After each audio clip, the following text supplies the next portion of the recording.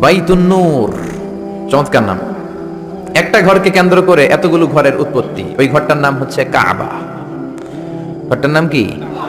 ইত্তাখাযাল্লাহু বাইতান ফিদ দুনিয়া, আল্লাহ দুনিয়াতে একটা ঘর নিলেন, নিজের নামের ঘর, ওইটা বাইতুল্লাহ। কিন্তু আল্লাহ কি ওই ঘরে থাকে? থাকে না। কিন্তু আল্লাহ ঘোষণা দিয়েছেন এটা উনার ঘর, এটা এত বরকতময় ঘর, পৃথিবীর অনেক মানুষের হাত এই ঘরের মধ্যে পড়েছে। ফেরেশতারা প্রথমে এই ঘর তৈরি করেছে। আবার এই ঘরের একেবারে উপরে বাইতুল মামুন নামে একটা ঘর আছে না নাই? আমরা কাবার চারদিকে তাওয়াফ করি, ফেরেশতারা তাওয়াফ করে বাইতুল মামুরের চারপাশে। 70,000 করে ফেরেশতা ঢুকে ইবাদত করে বের হয়ে যায়। Up to the day of judgement, কিয়ামত পর্যন্ত আর কেউ আরেকবার ওই বাইতুল মামুরে ঢোকার সুযোগ পায় না। কোন সুবহানাল্লাহ। তার ঠিক বরাবর নিচে আমাদের কাবা। প্রথমে এই কাবাকে তৈরি করলো ফেরেশতারা, তারপর তৈরি করলো সাইয়েদনা আদম, ওনার হাত লাগলো। সাইয়েদনা নূহ আলাইহিস সালামের সময় এমন প্লাবন হলো, বন্যা, ফ্লাড, ড্রাস্টিক্যালি ফ্লাড, সব ভেঙে চুরে শেষ, কাবাও শেষ। নূহ আলাইহিস সালাম নেমে আবার বানালেন। এরপর বানালেন ইব্রাহিম আলাইহিস সালাম। পড়েন সুবহানাল্লাহ। আল্লাহ একটা ফ্রেম দিলেন, ইব্রাহিম এতটুকু উঁচু করবা আমার ঘরটাতে, এতটুকু প্রশস্ত করবা, এতটুকু লম্বা করবা। কিন্তু উনি তো এত লম্বা না, এত লম্বা করবে কেমনে? নাগাল পায় না। বানানোর পরে দাঁড়িয়ে আছে, আর উপরের দিকে উঠতে পারে না। আল্লাহ বললেন, don't worry about it, I am sending a beautiful stone from paradise. আমি জান্নাত থেকে একটা স্পেশাল পাথর পাঠিয়ে দিচ্ছি ইব্রাহিম, ওইটার উপরে দাঁড়াও। উপরে উঠতে মন চাইলে উঠে যাবে, নিচে নামতে মন চাইলে নেমে যাবে। মাকাম ইব্রাহিম, জান্নাত থেকে আসা ওই পাথর কাবা ঘরের পাশে আজও আছে না নাই? উনি দাঁড়ালেন, উপরে ওঠা দরকার উঠে যেত অটোমেটিক, নিচে নামা দরকার নেমে যেত। উনিও কাবাঘর বানালেন, ওনার কলিজার টুকরা ইসমাইলও বানালো। কি বাপ আর কি বেটা! কাবাঘর ঝাড়ু দিলেন, তাহেরা বাইতি আলি তাইফিনা ওয়াল আকিফিনা ওয়ার রুকআইস সুজুদ। নবী হয়ে কাবা ঝাড়ু দিতে পারে, মসজিদ ঝাড়ু দিতে পারে, কিন্তু আমরা মসজিদ ঝাড়ু দিতে চাই না। এরকম আছে না নাই? মসজিদেরি ঝাড়ু বারদার, ও কামারে হাত শোনো আমার মুনাজাত, শোনো শোনো ইয়া ইলাহি আমার মুনাজাত, শোনো আমার মুনাজাত। পড়েন আমিন। এজন্য মসজিদের জন্য দরদ থাকার দরকার আছে না নাই? কাজী নজরুল আল্লাহর কাছে দোয়া করলেন, আল্লাহ মসজিদের পাশে আমার কবর করে দিও। কবুল করলেন কে? মসজিদেরি পাশে আমার কবর দিও ভাই, যেন গড়ে হতেও মুয়াজ্জিনের আযান শুনতে পাই। আমার গোরের পাশে দিয়ে ভাই নামাজিরা যাবে, পবিত্র সেই পায়ের ধ্বনি এ বান্দা শুনতে পাবে। গোরা যাবে হতে গুনাহগার পাইবে রে হাই, মসজিদেরি পাশে আমায় কবর দিও ভাই। কত মুমিন নামাজি ভাই মসজিদাঙ্গিনাতে, আল্লাহর নামের জিকির করে লুকিয়ে গভীর রাতে।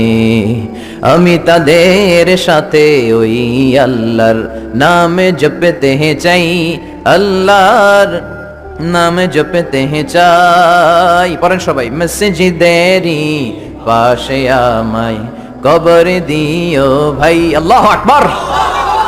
কি কবি ছিলেন? কৃষকের কবি, মজুরের কবি, ধনীর কবি, গরিবের কবি, মুসলমানদের কবি কাজী নজরুল ইসলাম আজীবন ইসলামের পক্ষে লিখেছেন, আজীবন বিশ্বনবীর পক্ষে লিখেছেন, আজীবন কোরআনের পক্ষে লিখেছেন। এজন্য তার শেষ দোয়াটাকে কবুল করে নিয়েছে কে? মসজিদের পাশে ওনার কবর আছে না নাই? কোথায়? ঢাকা বিশ্ববিদ্যালয়ে। গেছেন আপনারা? চমৎকার। মসজিদ এই পাশে, প্রতিদিন কবর থেকে আজান শুনে, কিন্তু ওনার কবরের উপর বসে আবার বাদাম খায়। কপত কপতে আছে না নাই? এক ছেলে এক মেয়ে বাদাম খায়। এগুলো থেকে আমাদেরকে বেঁচে থাকতে হবে। এই ক্রাইসিস থেকে আমাদেরকে বেরোয় আসতে হবে। ইসলামী যে কৃষ্টি কালচার, তাহজিব, তামাদ্দুন আল্লাহ আমাদেরকে দিয়েছে, এটাতে বরকত বেশি না কম? সাইয়েদনা ইব্রাহিম বানালেন, ইসমাঈল বানালেন, বিশ্বনবী নিজেও বানালেন।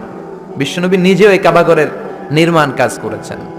কাবাঘর যখন ভেঙে গেল, মক্কার কুরাইশরা ডিসাইড করলো আমরা কাবা বানাবো।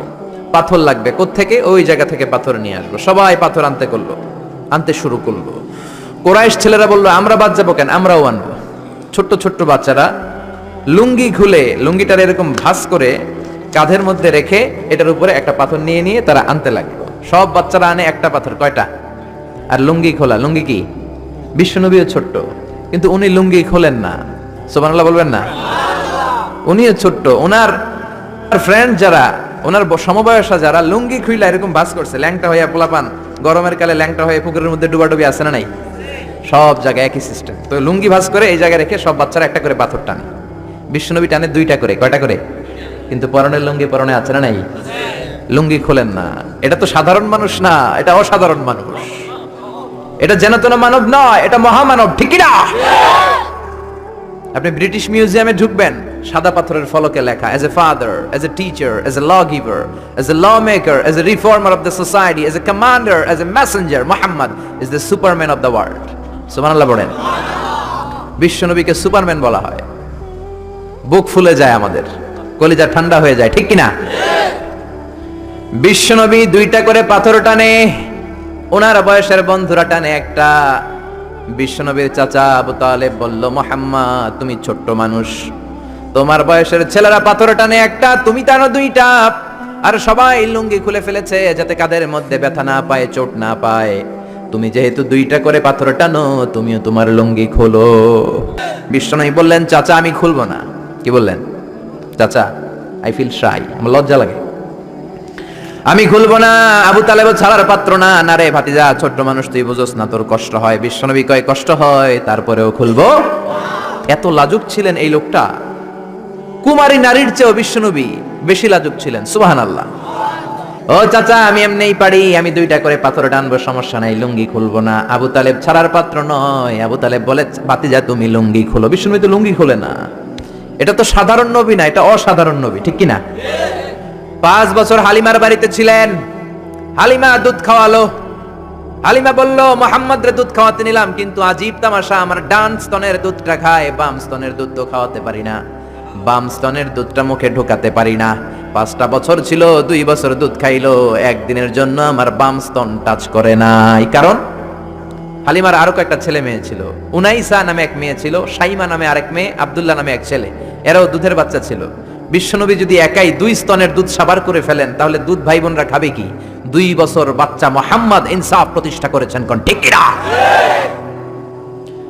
আবার হালিমা বলে, এই ছেলেটারে আমি 5 বছর রাখলাম, এই 5 বছরে কোনোদিন কুরাইশি মুহাম্মদ রে কান্না করতে দেখি নাই, শুধু একটা সময় কান্না করত।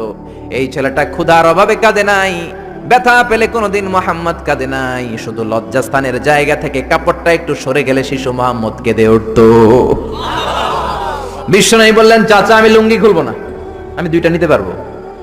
আবু তালেব বলল, সমস্যা নাই, খোলো। বিশ্বনবী কয়, না খুলবো না। আবু তালেব বিশ্বনবীর লুঙ্গির গোছায় ধরে টান দিলেন। টান দিতে দেরি হয়ে যায়, বিশ্বনবীর বেহুশ হতে দেরি হয় না। বেহুশ হয়ে পড়ে গেলেন, লুঙ্গি আর খোলা হয় নাই। বিশ্বনবীর লজ্জাস্থান পৃথিবীর কেউ দেখে নাই, চিল্লায় পড়েন আল্লাহু আকবার। এজন্য লজ্জাশীলতা শিখাবেন। লজ্জাশীলতা সব নারীদের ভূষণ। দৌলতপুর বাইতুন নূর জামে মসজিদ, এই বাইতুন নূর ধরে ধরে এত কথা চলে আসছে, ঠিক কি না? বাইতুন নূর এসেছে কাবা ঘর থেকে। এই কাবা ঘর ইব্রাহিম আলাইহিস সালাম বানালেন। বানানোর শেষ, আল্লাহ বললেন, ইব্রাহিম আজান দাও। কি দাও? জোরে বলেন, কি দাও? আজান দেননি আপনারা নাকি খালি মুয়াজ্জিন দেয়? আপনিও দিবেন। আজান দিলে মর্যাদা বাড়ায় কে? আতওয়ালুল আনাকি ইয়াউমাল কিয়ামা, দুনিয়ার বুকে যারা আজান দিবে কিয়ামতের দিন, তাদের গলাগুলো সবার চাইতে জিরাফের মতো উঁচু হয়ে থাকবে। দেখলেই বুঝা যাবে মুয়াজ্জিন ছেলে গুলো সব। আল্লাহু আকবার। কিসের আজান দিব? আল্লাহ আল্লাহ বললেন, ও ইব্রাহিম, ঘর বানালা, ঘরটা জিয়ারত করতে হবে, আজান দাও, তাড়াতাড়ি আজান দাও। আযিন ফিন নাসি বিল হজ, ও ইব্রাহিম আজান দাও। সাইয়েদনা ইব্রাহিম বললেন, মানুষ নাই, পাখি নাই, প্রাণী নাই, কেউ নাই, আজান দিলে কে শুনবে? আল্লাহ বললেন, ইব্রাহিম তোমার দায়িত্ব, তুমি আজান দাও, আমি গোটা বিশ্বের সব মানুষের কানে আজান পৌঁছে দেব। আজান দিলেন, আল্লাহ পৌঁছায় দিলেন। আমরা যারা আসি নাই, আমরাও শুনেছি মায়ের পেটে, মায়ের পেটে এই আজান আমাদের কানেও এসেছিল। যারা পেটেও ছিলাম না, আলামুল আরওয়াহে তাফসীর এসেছে, তাদের কানেও এসেছে। এই আজান শুনে যারা সাড়া দিয়েছে, লাব্বাইক বলেছে, তাদেরই নসিবে আছে কাবা ঘর জিয়ারত করা। জোরে বলেন সুবহানাল্লাহ। এজন্য মসজিদে দানের দরকার আছে না নাই? মসজিদে নামাজের জন্য যাওয়ার দরকার আছে না নাই? ওয়াজে অনেক মানুষ হয়, মসজিদে লোক হতে যায় না। কি আজীব তামাশা! বিশ্বনবীর সময়ে ফজরের নামাজ, জুমার নামাজ ছিল একই দৃশ্য। আমাদের দেশে ফজরের সালাত, জুমার আর সালাত এক দৃশ্য না? মাশাআল্লাহ, এক দৃশ্য। আহা, ফজরের সময় লোকই নাই, আর জুমার সময় ঠেলাঠেলি আছে না নাই? সারা বছর নামাজে যায় না, জুমার সময় এক ফার্স্ট কাতারের মুসল্লি আছে না নাই? দুইটা এক হইতে হবে। হ্যাঁ, ফজরের সালাতে যে দৃশ্য, জুমার সালাতে একই দৃশ্য, তাইলে কালিমার পতাকা উড়াই দিবে কে? স্লোগান দিয়ে উড়াইতে পারবেন না, মাহফিলা এসে উড়াইতে পারবেন না, মসজিদমুখী হইতে হবে। মসজিদে যাবেন, এলাকার যুবক ভাইরা তোমরা মসজিদে যাবা, রাজি আছো তো? রাজি? সত্যি সত্যি বলছো না মিথ্যা মিথ্যা বলছো? যাবা তো? মসজিদগুলো আমাদের আবাদ করতে হবে আবাদত দিয়ে। মসজিদে টাইলস হয়েছে, এয়ার কন্ডিশন হয়েছে, কার্পেট হয়েছে, মাগার মুসল্লি হয় নাই, ঠিক না? বিশেষ করে ফজরের সালাত মসজিদে যাবা, কে কে যাবা না হাত তোলো। 1 2 3 4, ওই যে আরেকজন এভাবে তুলে রাখছে, বুঝতে পারে না, উনি আবেগে তুলে ফেলছে। মসজিদে যেতে হবে ফজরের সালাতে, রাজি আছেন তো? আল্লাহ কবুল